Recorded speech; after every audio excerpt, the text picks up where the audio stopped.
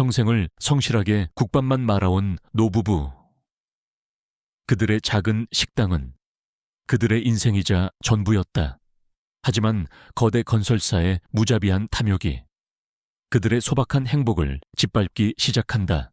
용역 깡패들의 폭력 앞에 노부부의 모든 것이 무너져 내리던 절망의 순간, 바로 그때 한 남자가 돌아왔다. 나라를 지키기 위해 괴물이 되어야 했던 아들. 그는 바로 최정예 해병대 특수수색대의 살아있는 전설, 강유준 대위였다. 이제 가족을 지키기 위한 한 남자의 처절하고 고독한 전쟁이 시작된다. 과연 그는 법의 경계선 위에서 거대한 악의 심장을 멈추게 할 수 있을까? 저녁 시간이 되자 서울의 낡은 골목에 위치한 작은 국밥집 대호식당은 구수한 사골 국물 냄새와 하루의 시름을 달래려는 손님들로 가득 찼다. 식당의 주인인 강대호 노인과 아내 이순희 여사는 쉴 새 없이 움직이면서도 얼굴에서 웃음이 떠나지 않았다. 여보, 국물 좀 더 내어드려. 알았수다. 영감은 잔소리 좀 그만하고 수저나 제대로 놓으쇼. 두 사람이 정겹게 티격태격하는 모습은 이 식당의 오랜 풍경이었다. 그때였다. 쾅 하는 소리와 함께 식당의 낡은 문이 거칠게 열렸다. 검은 양복을 입은 험상궂은 인상의 사내들이 대여섯 명 들이닥쳤다. 그들의 등장에 식당 안의 모든 소음이 거짓말처럼 멎었다. 선두의 선, 뱀처럼 생긴 남자가 식당을 둘러보며 비웃었다. 영감, 할멈, 아직도 여기서 장사 노름하고 있는 거야. 우리 백 회장님 인내심이 이제 바닥나고 있다고. 몇 번을 말해. 그들은 백석건설의 용역 깡패들이었다. 백석건설 회장 백동진은 이 낡은 동네를 통째로 밀어버리고 초고층 주상복합을 지을 계획이었다. 대호식당은 그 계획에 마지막까지 버티고 있는 알박기 가게였다. 강대호 노인이 주방에서 국자를 든 차에 나왔다. 그의 몸은 떨리고 있었지만 눈빛만은 굽히지 않았다. 여긴 내 아비의 아비 때부터 3대가 피땀으로 지켜온 땅이야. 돈 몇 푼에 더러운 내 놈들 손에 넘길 수 없어. 당장 나가. 하하하하. 영감탱이가 노망이 났나. 깡패들이 그를 비웃으며 손님들의 식탁을 걷어차기 시작했다. 그릇이 깨지고 뜨거운 국물이 사방으로 튀었다. 손님들은 비명을 지르며 식당 밖으로 뛰쳐나갔다. 식당에 충직한 늙은 진돗개 충성이가 맹렬하게 짖으며 주인을 지키려 했지만 깡패가 휘두른 발길질의갱 소리를 내며 구석으로 나뒹굴었다. 영감 이순희 여사가 비명을 질렀다. 뱀처럼 생긴 남자가 강대호 노인의 멱살을 잡아 벽으로 밀쳤다. 마지막 경고다. 영감, 내일 정오까지 계약서에 도장 안 찍으면 이 가게가 아니라 내 놈들 뼈를 부셔버릴 테니. 그런 줄 알아.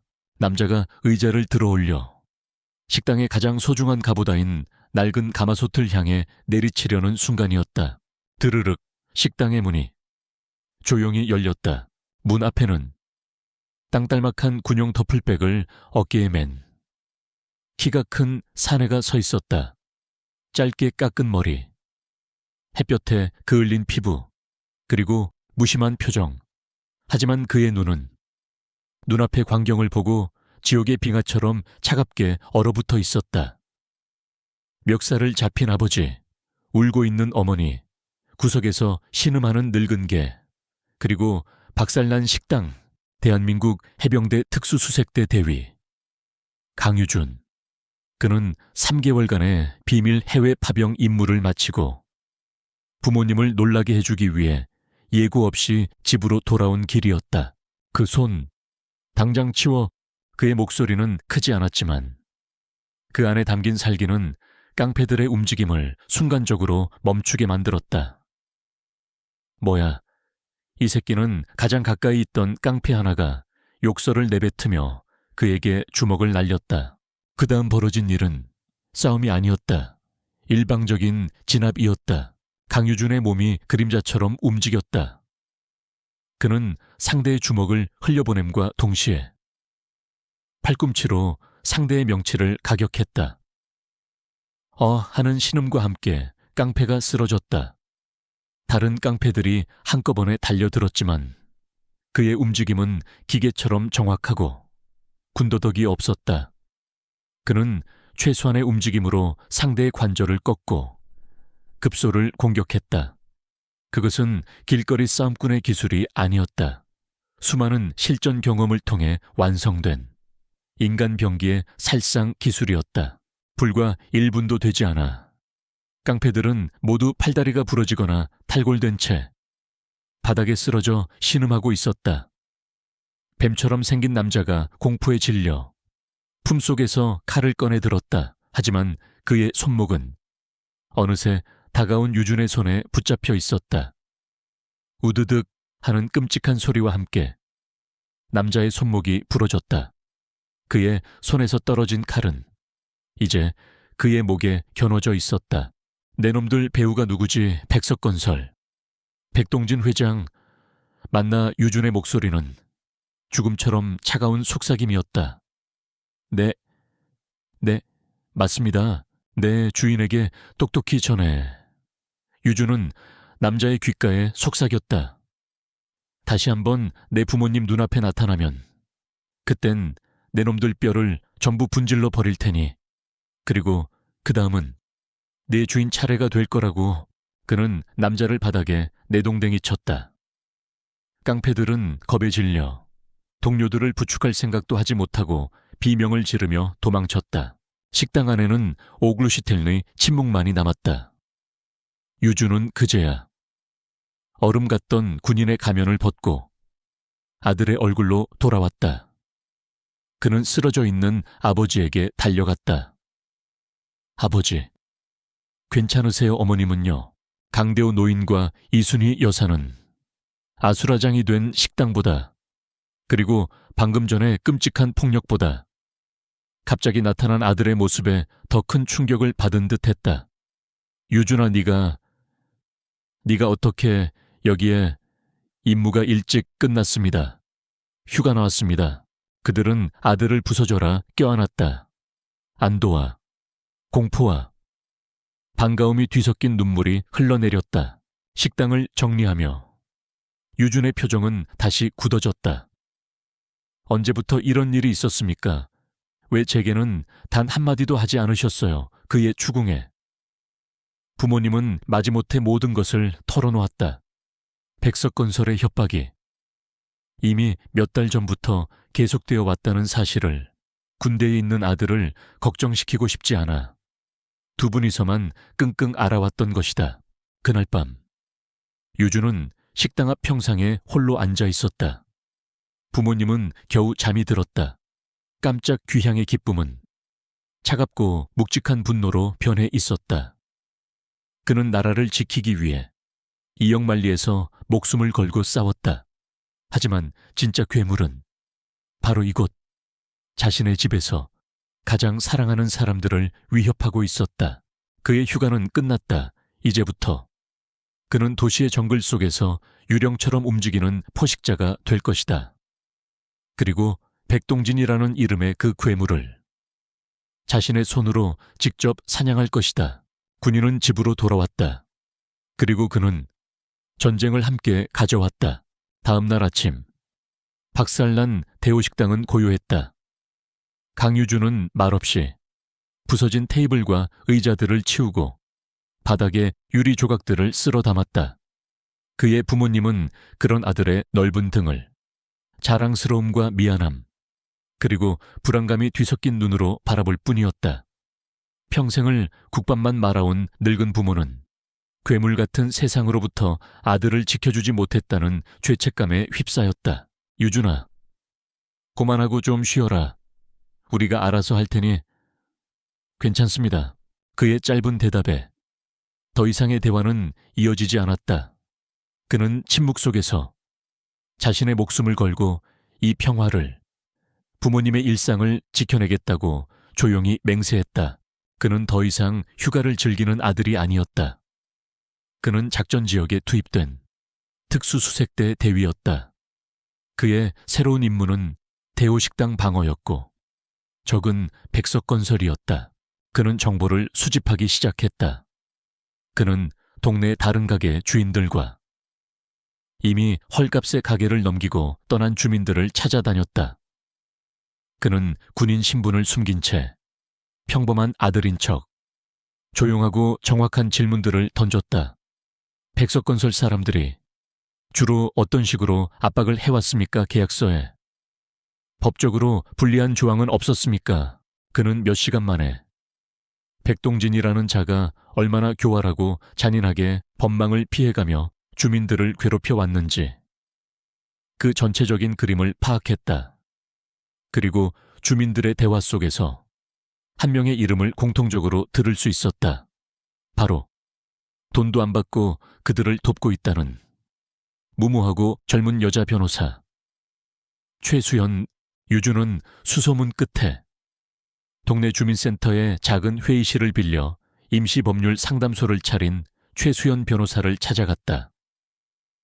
그녀는 산더미 같은 서류 더미에 파묻힌 채 지친 얼굴로 주민들의 하소연을 들어주고 있었다. 유주는 자신을 강대우 노인의 아들이라고만 소개했다.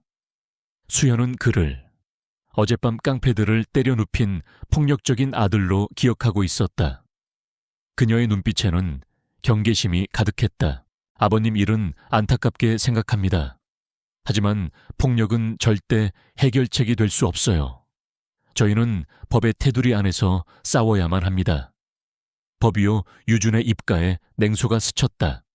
그 법이 지난 몇 달간 내 부모님이 괴롭힘당하는 동안 대체 뭘 했습니까? 그건 나는 적과 싸우는 군인입니다. 전쟁에서 이기려면 적의 전력과 약점을 정확히 파악해야 합니다.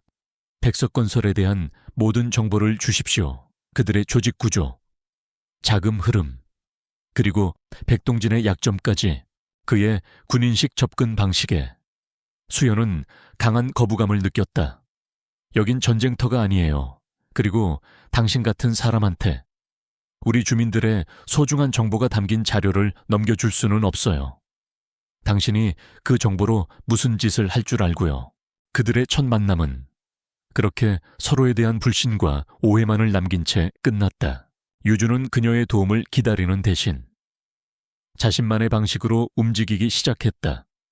그는 자신의 휴가 기간을 완벽한 잠복 및 정찰 임무로 전환했다.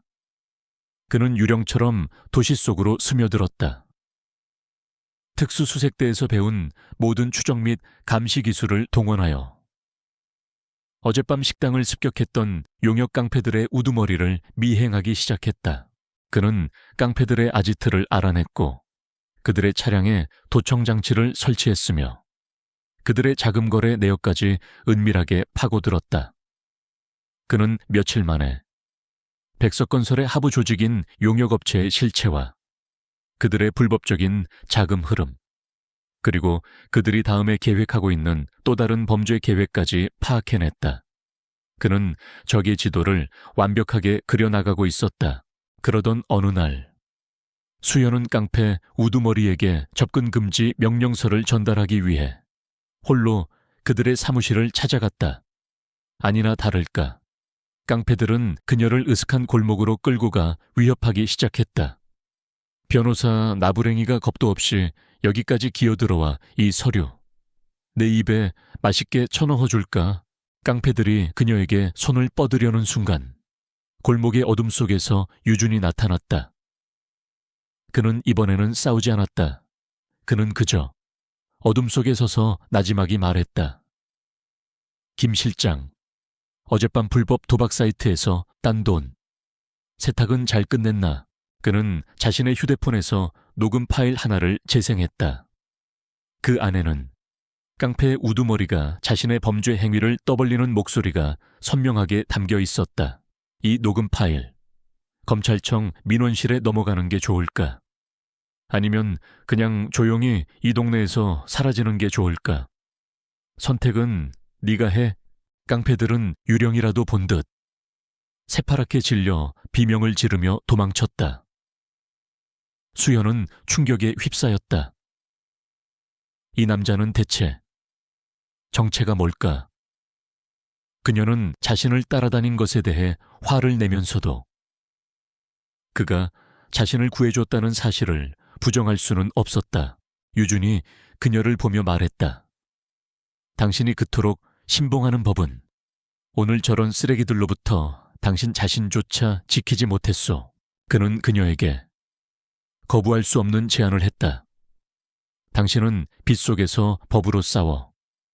나는 어둠 속에서 내 방식으로 싸우겠어. 서로의 방식은 존중하되 정보는 공유하지. 백동진을 무너뜨린다는 공동의 목표를 위해서 수현은 망설였다. 그의 방식은 위험하고 불법의 경계에 서 있었다. 하지만 그녀는 알고 있었다. 법만으로는 백동진이라는 거대한 괴물을 쓰러뜨릴 수 없다는 것을. 그녀는 결국 그의 위험한 제안을 받아들였다. 그날 밤 유주는 늦게 집으로 돌아왔다. 식당은 문을 닫았지만 그의 부모님은 아들을 위해 따뜻한 국밥 한 그릇을 부엌 식탁 위에 남겨두었다. 충성이가 다가와 그의 손을 핥았다. 그는 조용한 식당에 홀로 앉아 늦은 저녁을 먹었다. 그 순간 그는 냉혹한 군인이 아닌 그저 아들이었다.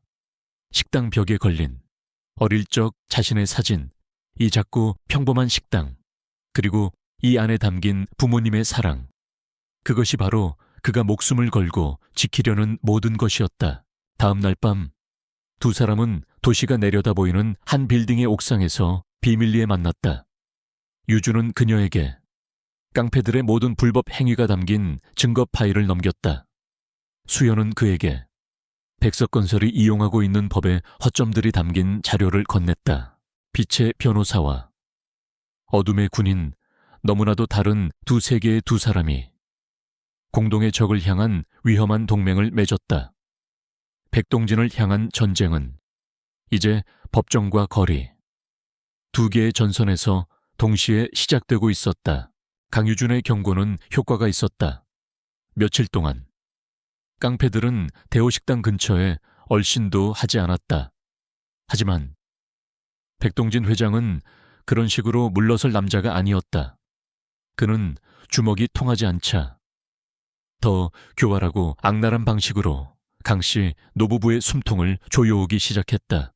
며칠 뒤 대호식당에 구청 위생과 공무원들이 들이닥쳤다. 그들은 평범한 정기 점검이 아닌 마치 범죄 현장을 덮치듯 식당 구석구석을 헤집어 놓았다. 이순희 여사는 40년간 자신의 분신처럼 여겨온 주방의 위생에 대해 자부심이 있었다. 하지만 단속반원들은 작정하고 흠을 찾아내려 혈안이 되어 있었다. 그리고 마침내 그들은 식당 뒤편 창고의 쌀자루 더미 속에서 미리 숨겨놓은 죽은 쥐 한 마리를 발견해냈다.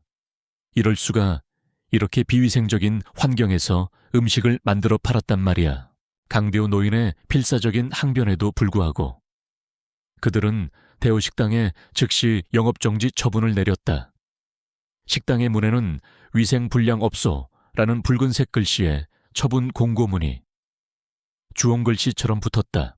그것은 강씨 노부부에게 사형 선고나 다름없었다. 돈을 못 버는 것보다 더 끔찍한 것은 40년간 쌓아온 그들의 자부심과 명예가 한순간에 짓밟혔다는 사실이었다. 이순희 여사는 그 충격으로 자리에 몸져 눕고 말았다. 최수연 변호사는 법적으로 이의를 제기하고 행정소송을 준비했지만 구청의 담당 공무원은 요지부동이었다.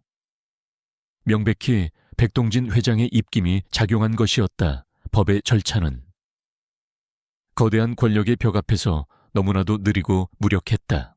유주는 부모님의 깊은 절망을 보았다. 그의 분노는 이제 활화산처럼 들끓는 대신 빙하처럼 차갑고 단단하게 굳어졌다. 그는 수현에게는 법적인 절차를 계속 진행해달라고 부탁한 뒤 자신은 다시 어둠 속으로 스며들었다. 그는 이번 사건을 주도한 위생과 팀장을 새로운 타겟으로 설정했다. 그는 24시간 유령처럼 팀장의 뒤를 밟았다. 그의 군용 망원경과 초소형 도청 장비는 국정원의 그것과 비교해도 손색이 없었다. 그리고 며칠 만에 그는 결정적인 증거를 포착했다. 팀장이 한밤중에 지하 주차장에서 백동진 회장의 비서와 만나 두툼한 돈 봉투를 받는 장면. 그는 그 모든 과정을 고화질 영상과 음성으로 완벽하게 담아냈다. 증거를 확보한 유주는 경찰이나 언론을 찾지 않았다. 그것은 그의 방식이 아니었다. 그는 적에게 자신이 어떤 사람인지 똑똑히 알려주고 싶었다. 선전포고가 아닌 소리 없는 경고 사격. 다음 날 백석건설의 최상층 백동진 회장의 개인 사무실로 의문의 소포 하나가 배달되었다. 고급스러운 상자. 백동진은 중요한 거래처에서 보낸 선물이라고 생각하며 무심코 상자를 열었다. 상자 안에는 폭탄이나 협박 편지 대신 그의 심장을 얼어붙게 만드는 두 개의 물건이 들어있었다. 하나는 위생과 팀장이 지하 주차장에서 돈을 받는 장면을 찍은 고화질 사진 여러 장. 그리고 다른 하나는 그 사진들 위에 놓인 군용 저격총의 조중형 렌즈였다. 십자선이 정확히 돈을 받고 있는 팀장의 머리를 향하고 있었다. 메시지는 없었다. 하지만 그 어떤 협박보다도 더 명확하고 섬뜩한 메시지였다. 나는 네가 한 짓을 알고 있다. 나는 네 눈에 보이지 않는 곳에서 너를 보고 있다. 나는 네 경호원들을 뚫고 네 심장부에 언제든 접근할 수 있다. 그리고 나는 아마추어가 아니다. 백동진은 온몸의 피가 차갑게 식는 것을 느꼈다. 그는 늘 자신이 사냥꾼이라고 생각해왔다. 하지만 지금 그는 처음으로 자신이 사냥감이 되었다는 공포를 느꼈다. 상대는 평범한 동네 청년이나 풋내기 변호사가 아니었다. 그는 보이지 않는 유령, 고도로 훈련된 전문가와 싸우고 있었다. 다음 날 기적 같은 일이 일어났다. 대호식당의 영업정지 처분이 아무런 이유 없이 하루 만에 철회된 것이다. 그리고 그 사건을 주도했던 위생과 팀장은 개인적인 사정을 이유로 사표를 내고 홀연히 자취를 감추었다. 최수연은 자신의 귀를 의심했다. 아무리 빨라도 몇 달은 걸릴 행정소송이 하루 만에 해결되다니. 그녀는 유준을 찾아가 따져 물었다. 당신이 한 거죠? 대체 무슨 짓을 한 거예요? 이건 정당한 법적 절차가 아니잖아요. 유준은 대답 대신 차가운 눈으로 그녀를 바라보았다. 때로는 늑대에게는 늑대의 언어로 말해야 할 때도 있는 법이요. 당신의 법이 내 부모님의 억울한 눈물을 닦아주지 못했지만 내 방식은 하룻밤 만에 그것을 해냈지. 수현은 그의 방식이 두려웠지만 그 결과를 부정할 수는 없었다. 그녀가 가진 법이라는 무기의 한계, 그리고 그가 가진 어둠의 힘의 효율성. 그녀는 자신의 신념과 현실 사이에서 혼란에 빠졌다. 하지만 동시에 이 위험한 동맹을 맺은 남자에 대한 어쩔 수 없는 경외심이 싹트기 시작했다. 그 시각 백동진은 자신의 사무실에 사설 경호원 수를 3배로 늘렸다. 그는 책상 위에 놓인 조중형 렌즈를 보며 치를 떨었다. 공포는 이제 지독한 증오와 집착으로 변해 있었다. 그는 그 유령의 정체를 반드시 밝혀내 자신의 손으로 직접 그 숨통을 끊어버리리라 다짐했다. 그는 자신의 가장 은밀한 해결색에 전화를 걸었다. 사람 하나 찾아줘. 아마 군인 출신일 거다. 대호식당 강대호 영감의 아들. 그놈의 모든 것, 뼈속까지 전부 알아내. 경고 사격은 끝났다. 적은 미끼를 물었다. 유준의 계산된 도발은 성공했지만 그것은 동시에 이 싸움을 단순한 땅 싸움이 아닌 두 포식자 사이의 목숨을 건 개인적인 전쟁으로 격상시켰다. 진짜 전쟁은 이제부터 시작이었다. 백동진의 지시는 신속했다. 국내 최고의 정부 업체를 고용한 그는 며칠 만에 강유준의 모든 것을 알아냈다. 대한민국 해병대 특수수색대 대위, 다수의 해외 비밀 작전 투입, 무공훈장 수훈. 보고를 받은 백동진의 얼굴이 굳어졌다. 상대는 그냥 군인이 아니었다. 국가가 키워낸 인간 병기였다. 그는 이제 이 싸움이 단순한 땅 싸움이 아님을 직감했다. 그는 강유준의 과거 기록을 샅샅이 뒤지며 그의 약점을 찾아내려 혈안이 되었다. 한편 최수연은 자신만의 전쟁을 계속하고 있었다. 그녀는 백석건설이라는 거대한 성을 무너뜨리기 위해 그들의 과거 비리들을 파헤치기 시작했다. 그녀는 며칠 밤낮을 시립도서관의 낡은 자료실에서 지난 20년간의 건축 허가 서류와 사고 보고서 그리고 신문 기사 더미와 씨름했다. 그러던 중 그녀의 손길이 10년 전의 낡은 신문 기사 하나에서 멈췄다. 백석건설 신축 아파트 공사 현장 대형 화재, 소방관 등 5명 사망. 그녀의 피가 차갑게 식는 것 같았다. 그녀는 떨리는 손으로 사망자 명단을 확인했다. 그리고 그곳에서 평생을 가슴에 묻고 살아온 이름을 발견했다. 소방위 최태석. 그녀의 아버지였다. 10년 전 그녀가 아직 교복을 입고 있던 시절 임무 중 순직. 그녀는 아버지가 언제나 자랑스러운 영웅이었다고만 믿어왔다. 하지만 그 영웅적인 죽음의 배경에 지금 자신이 싸우고 있는 괴물, 백동진이 있었다는 사실은 단 한 번도 상상해 본 적이 없었다. 이 싸움은 이제 그녀에게도 지독한 개인적인 복수가 되었다. 그녀는 충격으로 휘청거리는 몸을 이끌고 유준을 찾아갔다. 그녀는 이제 동맹이 아닌 같은 상처를 가진 동지에게 위로를 구하고 싶었다. 그녀는 그에게 자신이 방금 발견한 끔찍한 진실에 대해 털어놓았다. 유준은 말없이 그녀의 이야기를 들었다. 그는 그녀의 깊은 슬픔을, 그리고 그 슬픔 뒤에 숨겨진 강철 같은 분노를 보았다. 그는 이제 그녀를 그저 이상주의적인 변호사가 아닌 자신과 같은 전쟁을 치르고 있는 또 한 명의 전사로 보기 시작했다. 그의 마음속에 그녀를 지켜주어야 한다는 새로운 책임감이 싹트고 있었다. 그 화재, 단순한 사고가 아닐지도 모릅니다. 유준의 말에 수연이 고개를 들었다. 우리 부대에 대형 재난 현장의 원인을 분석하는 특수팀이 있습니다. 그들에게 연락해서 10년 전 그 화재의 비공개 군 감식 보고서를 확인해 보겠습니다. 그는 자신의 군 내부 정보망을 이용했다. 그의 높은 지위와 신뢰도 덕분에 그는 1급 기밀로 분류된 보고서에 접근할 수 있었다. 며칠 뒤 그의 손에 도착한 군 보고서의 내용은 충격적이었다.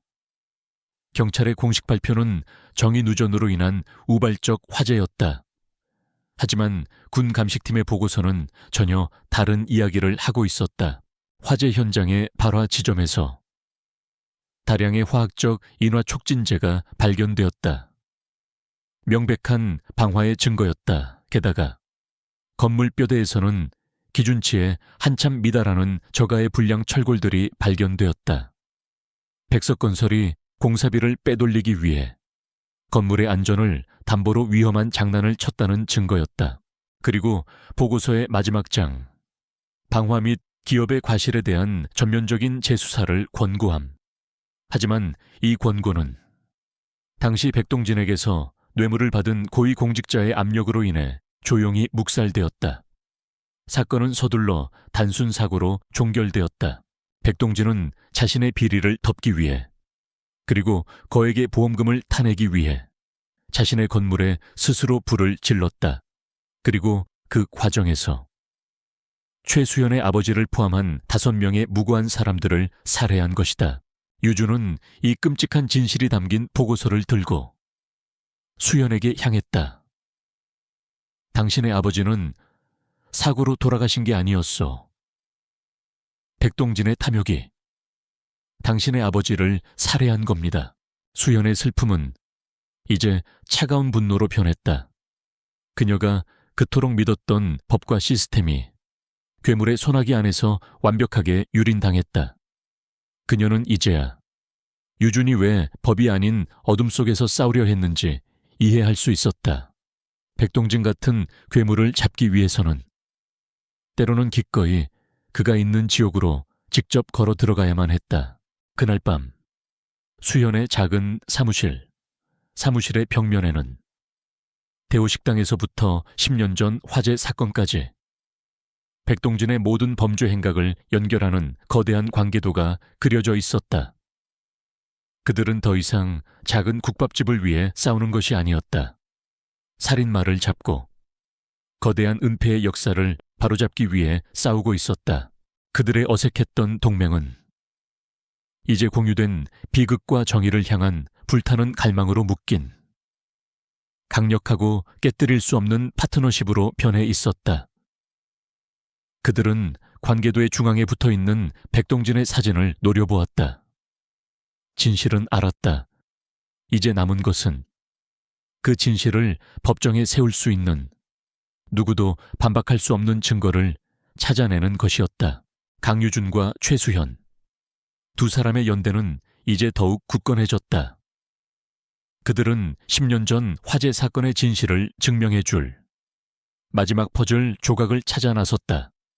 바로 군 비공개 보고서에 언급되었던 공사 현장 관리자 이진석이었다. 이준의 추적 끝에 그들은 강원도의 한 작은 산골 마을에서 과거를 숨긴 채 조용히 살아가고 있는 이진석을 찾아냈다. 동시에 강유준이라는 존재의 위협을 느낀 백동진 회장 역시 10년 전의 모든 흔적을 지우기 위해 자신의 해결사를 그에게 보낸 뒤였다.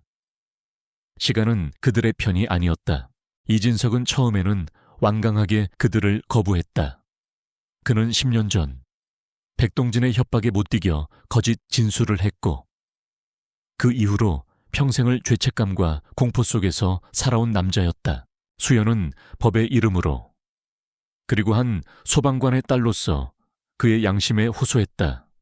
아저씨의 침묵이 억울하게 돌아가신 저희 아버지를 2번 죽이는 거예요. 제발 용기를 내주세요. 유준은 다른 방식으로 접근했다. 그는 군인으로서 명령에 의해 동료를 잃어야 했던 자신의 과거를 털어놓으며 그의 공포에 공감해 주었다. 두려우신 거 압니다. 하지만 그 두려움 뒤에 숨어 평생을 죄인처럼 사시겠습니까, 저희가? 아저씨와 아저씨의 가족을 목숨을 걸고 지켜드리겠습니다. 마침내 이진석은 무너져 내렸다. 그는 10년 전 백동진의 지시를 받은 깡패들이 공사 현장에 인화물질을 설치하는 장면을 목격했다고 고백했다. 그리고 그는 언젠가 자신에게 닥칠지 모를 위험에 대비해 생명보험과도 같은 증거 하나를 지난 10년간 몰래 간직해왔다고 했다. 바로 그날 밤의 모든 것이 녹화된 그가 몰래 설치했던 소형 CCTV의 데이터 칩이었다.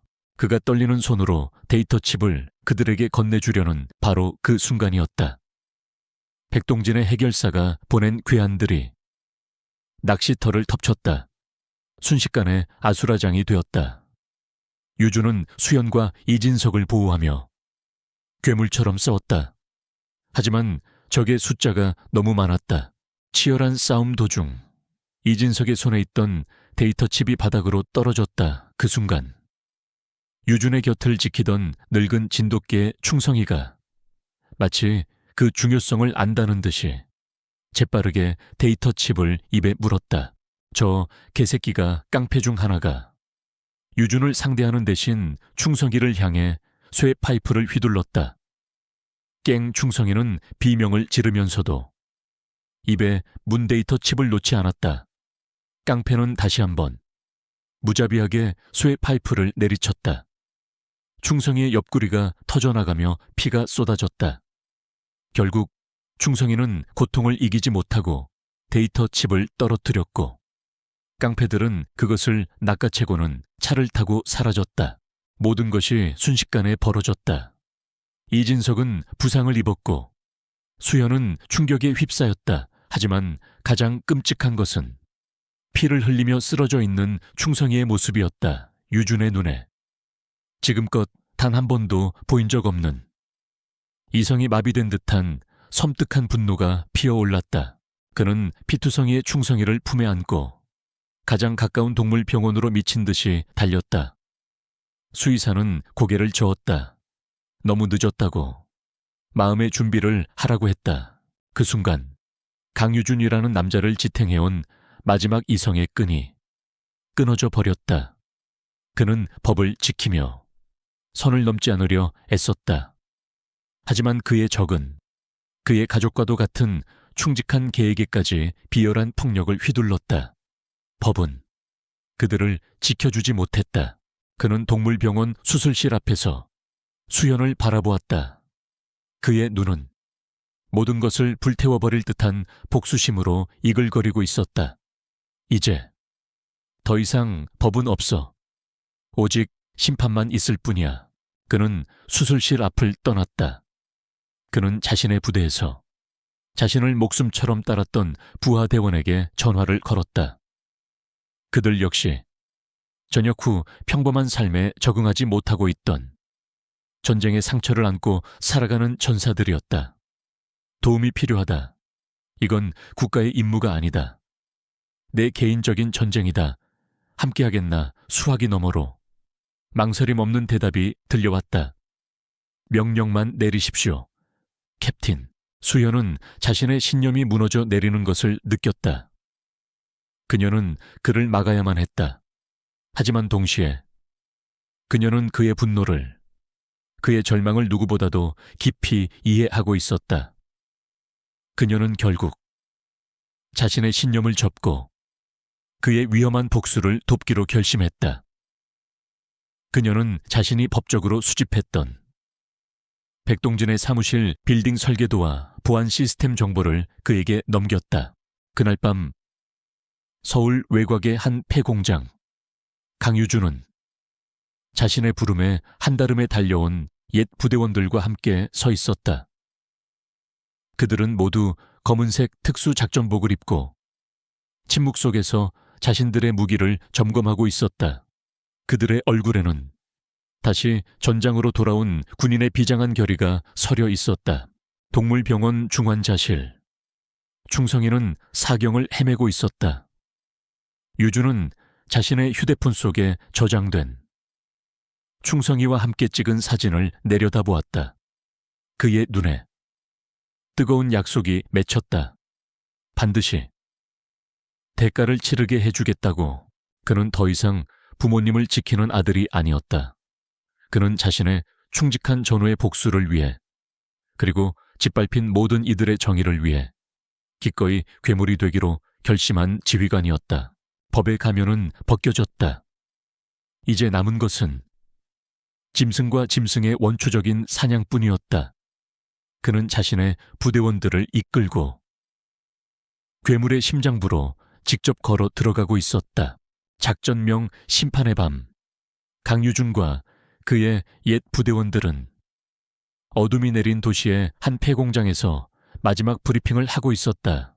그들의 앞에는 최수연이 넘겨준 백석건설 본사 건물의 설계도와 보안 시스템 분석 자료가 펼쳐져 있었다. 이것은 복수가 아니었다. 한치의 오차도 허용되지 않는 정교한 군사 작전이었다. 목표는 단 하나. 25층 백동진 회장실의 개인 금고. 그 안에 있는 10년 전 화재 사건의 CCTV 데이터 칩을 회수한다. 그리고 그 이상의 것이 있다면 그것까지 모두. 유준의 목소리는 낮고 차가웠다. 그의 팀원들의 눈에는 자신들의 목숨을 맡길 수 있는 지휘관에 대한 절대적인 신뢰가 담겨 있었다. 같은 시각 백석건설 빌딩 앞. 최수연은 동네 주민들과 함께 촛불을 들고 연좌 농성을 벌이고 있었다. 악덕기업 백석건설은 각성하라. 주민들의 생존권을 보장하라. 그녀의 역할은 양동작전. 건물의 모든 보안 인력과 출동한 경찰들의 시선을 정문으로 집중시켜 유준의 팀이 침투할 수 있는 시간을 벌어주는 것이었다. 빛의 변호사가 어둠의 전사들을 위해 길을 열고 있었다. 자정 무렵 도시 전체에 폭우가 쏟아지기 시작했다. 작전을 위한 최적의 조건이었다.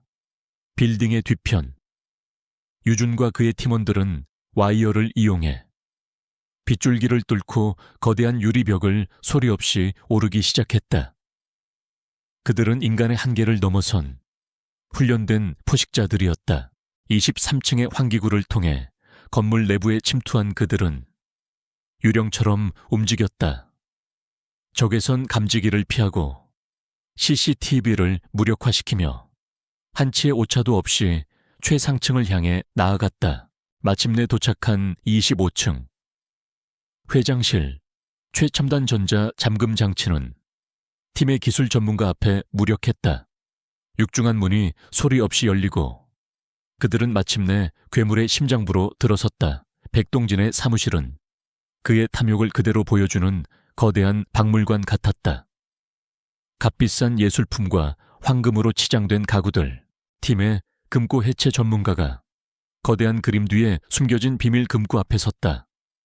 몇 분간의 숨막히는 정적 끝에 철컥 하는 소리와 함께 금고 문이 열렸다.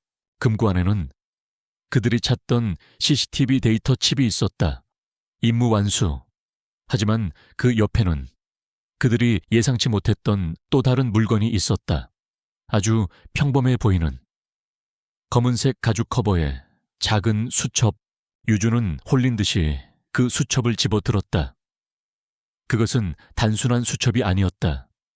백동진이 지난 20년간 자신의 제국을 건설하기 위해 매수했던 모든 정관계, 법조계 인사들의 이름과 그들에게 건넨 뇌물의 액수가 빽빽하게 적혀있는 지옥의 장부였다. 이것은 단순히 방화 사건의 증거가 아니었다. 대한민국의 썩어빠진 권력층 전체를 뒤흔들 수 있는 거대한 핵폭탄이었다. 바로 그 순간이었다. 내 서재에 든 쥐새끼들이 바로 너희들이었나. 사무실 안쪽의 비밀 침실에서 잠을 설친 백동진이 걸어 나왔다. 그는 복면을 쓴 침입자들을 보고도 당황하지 않았다. 대신 그의 얼굴에는 잔인한 미소가 떠올랐다. 그는 책상 위에 비상벨을 눌렀다. 위이잉 빌딩 전체 경보음이 울려 퍼지고 모든 출입구가 봉쇄되었다. 내 놈이 누군지는 모르겠지만 오늘 이 건물에서 살아서는 못 나간다. 내일 아침 뉴스에는 회장실을 털려다 사살된 어리석은 도둑들 이야기가 실리겠지. 그는 방탄유리로 보호된 자신의 비밀 공간으로 들어가며 그들을 조롱했다. 하지만 유주는 당황하지 않았다. 그는 백동진을 향해 검은 장부를 들어 보였다. 그리고는 조롱 섞인 경례를 붙여 보였다. 장부의 존재를 확인한 백동진의 얼굴이 처음으로 공포로 일그러졌다. 후퇴한다. 유준의 명령에 팀원들은 연막탄을 터뜨리고 일사불란하게 움직였다. 그들은 창문을 깨고 미리 설치해둔 로프를 이용해 쏟아지는 빗줄기 속으로 몸을 던졌다. 빌딩 아래에서는 수연이 만든 소란 덕분에 경찰 병력의 주력이 정문에 묶여 있었다. 그 틈을 이용해 유준과 그의 팀은 한 명의 부상자도 없이 완벽하게 현장을 빠져나와 어둠 속으로 사라졌다. 새벽녘 폐공장의 아지트. 유준은 복면을 벗었다. 그의 팔에는 탈출 과정에서 입은 가벼운 총상이 남아있었다. 걱정스러운 얼굴로 달려온 수연이 그의 상처를 보며 울먹였다. 다쳤잖아요. 너무 무모했어요. 그러다 정말 죽을 수도 있었다고요. 이걸 위해서라면 그럴 가치가 있었소. 유준은 피 묻은 손으로 검은 장부를 테이블 위에 올려놓았다. 부모님의 정의, 수연의 아버지의 명예, 그리고 장부 속에 기록된 수많은 희생자들의 눈물, 그 모든 것을 되돌려 놓을 수 있는 마지막 무기였다. 수연은 더 이상 그의 방식을 비난하지 않았다. 그녀는 조용히 그의 상처를 치료해 주었다. 법과 불법, 빛과 어둠. 그 경계는 이제 무의미했다. 중요한 것은 오직 정의를 향한 그들의 같은 마음뿐이었다. 두 사람은 서로를 바라보았다. 모든 물리적인 그리고 법적인 장벽은 사라졌다. 이제 그들의 손에는 괴물의 심장을 꿰뚫을 가장 날카로운 칼이 쥐어졌다. 마지막 결전은 더 이상 어둠 속에서의 총격전이 아닐 것이다. 그것은 온 세상이 지켜보는 빛 속에서 누구도 부정할 수 없는 진실의 힘으로 벌어질 마지막 심판이 될 것이었다. 언론의 모든 스포트라이트가 백석건설을 향하고 있었다. 최수연과 강유준은 그들이 확보한 가장 결정적인 증거, 즉 최수연 아버지의 죽음과 관련된 방화 사건의 진실을 먼저 세상에 공개했다. 증인 김진석의 눈물, 어린 영상 증언과 함께 여론은 들끓었다. 백동진 회장은 기자회견을 열어 이 모든 것이 자신을 음해하려는 경쟁사들의 비열한 공작이라고 발뺌했다. 그는 자신의 정치적 인맥을 총동원하여 사건을 덮으려 했고, 검찰은 압수수색을 차일피일 미루며 시간을 끌었다. 하지만 그가 한 가지 계산하지 못한 것이 있었다. 바로 강유준이라는 남자의 다음 수였다. 유준과 수연은 그가 시간을 끄는 바로 그 순간을 기다렸다. 그리고 그들은 두 번째 폭탄을 터뜨렸다. 바로 대한민국을 뒤흔들 백동진 게이트의 핵심, 검은 장부의 원본이었다. 그들은 장부를 검찰이 아닌 그들이 믿을 수 있는 몇몇 양심적인 언론사와 한지훈 검사처럼 정의감이 살아있는 소장파 검사들에게 동시에 전달했다.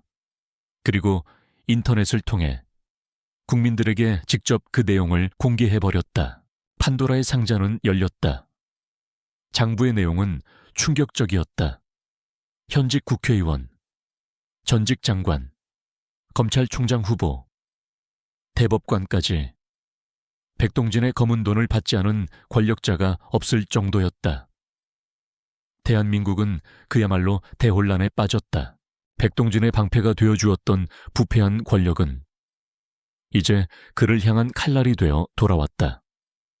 그들은 살아남기 위해 백동진을 꼬리로 잘라내야만 했다. 며칠 뒤 백동진은 자신의 화려한 회장실에서 특검에 의해 체포되었다.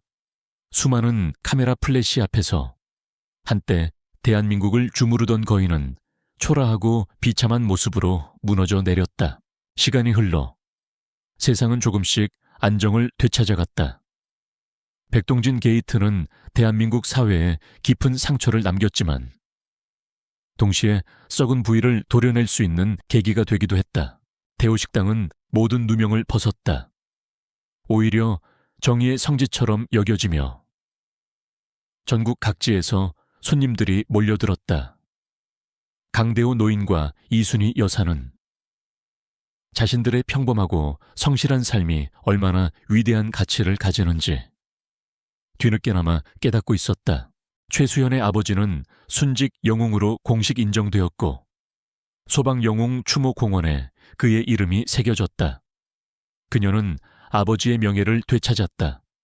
그녀는 이제 스타 변호사가 되었지만 더 높은 곳을 향하는 대신 자신의 작은 사무실로 돌아와 여전히 힘없는 사람들을 위해 싸우고 있었다. 동물병원의 기적과도 같은 수술 끝에 충성이는 목숨을 건졌다. 왼쪽 뒷다리를 조금 절게 되었지만 그 상처는 녀석에게 긍지 높은 훈장과도 같았다.